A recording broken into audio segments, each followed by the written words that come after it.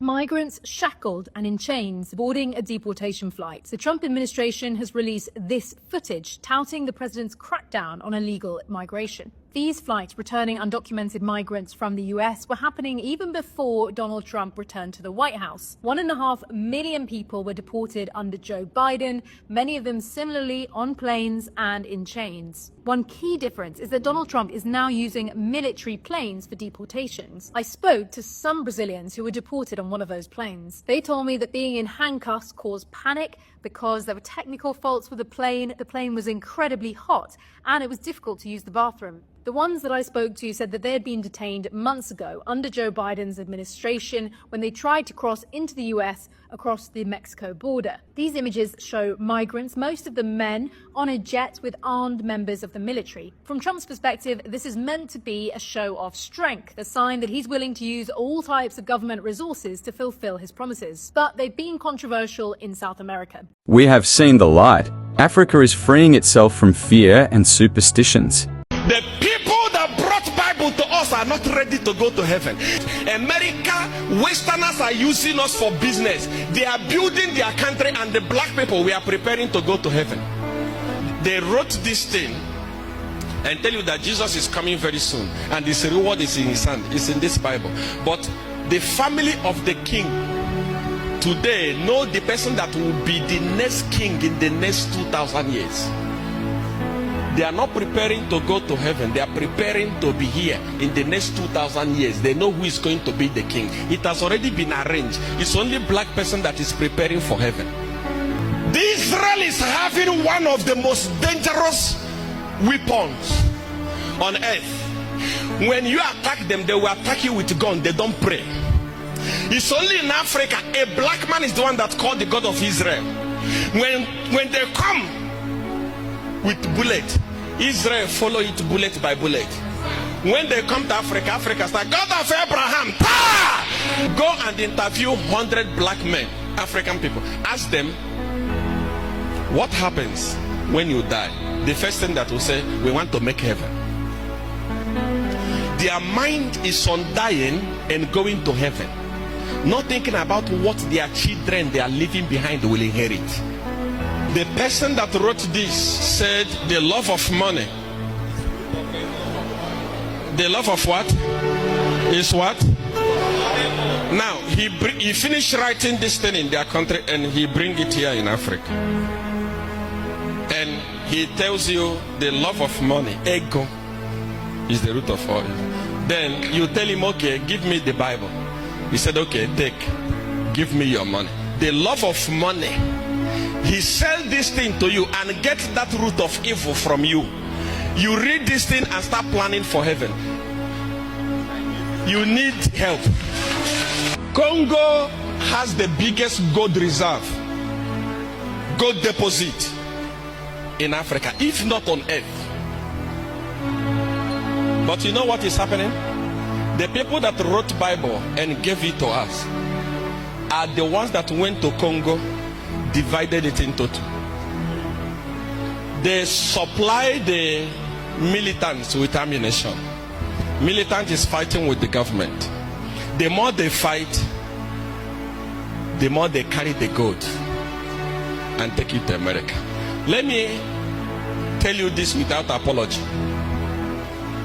If Bible was ever going to lead us to heaven, white man was never going to bring Bible to Africa. Nigeria is the number 10th iPhone user in the whole world. Number 10 iPhone users in the whole world. Go around Nigeria, there is no place where you see a factory where they manufacture iPhone.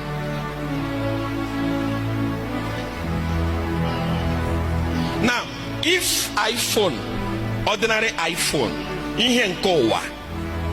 if they cannot show us how to produce it, now they want to lead us to a place where it's built with gold. In Africa, I'm sorry for you people. The person that wrote this and interpreted this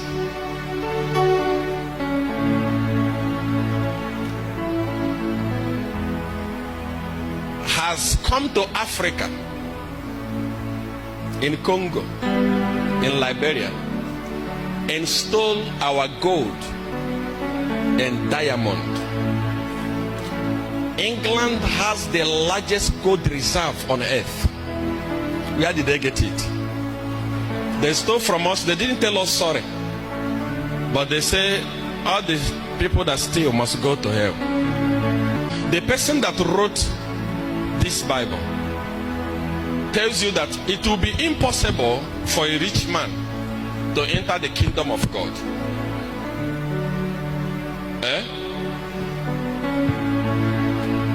He said it will be easy for a camel to pass through the needle, eye of the needle, than for a rich man to enter the. But Zondervan Publishing Company, the ones that publish this Bible, they are the richest publishing company on earth. They are rich, but the rich will not go to heaven. Tapo and arrest a young man that stole only but $150,000 US. America was willing to release a whole Interpol to come to Ghana to arrest that boy. But our leaders are taking millions of dollars to them. They don't arrest them. When they bring those billions to them, they carry them and tell them where to keep it safe. Say, keep it here. Big criminals are stealing and going free. But how much is to get one naira? Open your Facebook. Every day EFCs, every day EFCs, every day EFCs, every day EFCs. Only EFCs are not the politician. Do you know the reason why? Because our mentality. Especially those of you that are coming from churches where you are so brainwashed that you cannot reason like a human being. I always say this: your pastor is telling you to prepare yourself to go to heaven, that Jesus is coming very soon, but he's buying plots and building land, building houses, building school. Is his own soon different from your own soon? If Jesus is coming very soon, why is he investing? Jesus is coming very soon. You are getting married, climbing on top of your wife and making children. Who are you making those children for? You should have waited for Jesus to come. Because for you to make children, you are preparing future for them. When they prepare you for heaven and collect all your money from you, they will build the kingdom of God here on earth. The alliance between BRICS and Africa is resetting the world. It is no longer business as usual for the Western nations. Let us ask you something. Would you believe if we told you Africa is about to shake up the world? Yeah, Africa. The same continent that's been overlooked and underestimated for centuries. And it's not doing it alone. It's teaming up with BRICS. You've probably heard of them, right? Brazil, Russia, India, China, South Africa, and many new nations are on the line to join. Together, they're flipping the global script in a way that's making the old powers nervous. Sounds wild, doesn't it? Well, stick around, because we are going to break it all down. And this isn't just some wishful thinking. Africa and BRICS are doing things right now that could change the entire game. Let's talk about it. All right, let's dive even deeper into this big picture. Africa isn't just another continent. It's the continent when it comes to untapped potential. Think about this. It's home to over 1.4 billion people. That's more than Europe and North America combined. But here's the real twist. This isn't just any population. It's the youngest in the world. The median age is 19. 19. Let that sink in for a moment. That's an entire generation of innovators, builders, and dreamers. Millions of young minds with fresh ideas, ready to shape the future in ways the world hasn't seen before. Unlike aging populations in Europe or Japan, where the workforce is shrinking, Africa's youth are bursting onto the scene at a time when global demand for workers, innovation, and problem-solving is higher than ever. You see, this is a generation that's digitally connected. They've grown up with smartphones, social media, and access to information that their parents could only dream about. They're not just looking for jobs, they're creating them. In Nigeria, for instance, tech startups are springing up faster than anywhere else in the world. In Kenya, young entrepreneurs are using mobile money platforms like M-Pesa to launch businesses in remote areas. This isn't just about numbers, it's about energy, ambition, and a hunger for change. And then there's the land. Africa holds 60% of the world's uncultivated arable land. Let's break that down for you. While other regions are running out of room to grow food, Africa is sitting on the planet's last great agricultural frontier.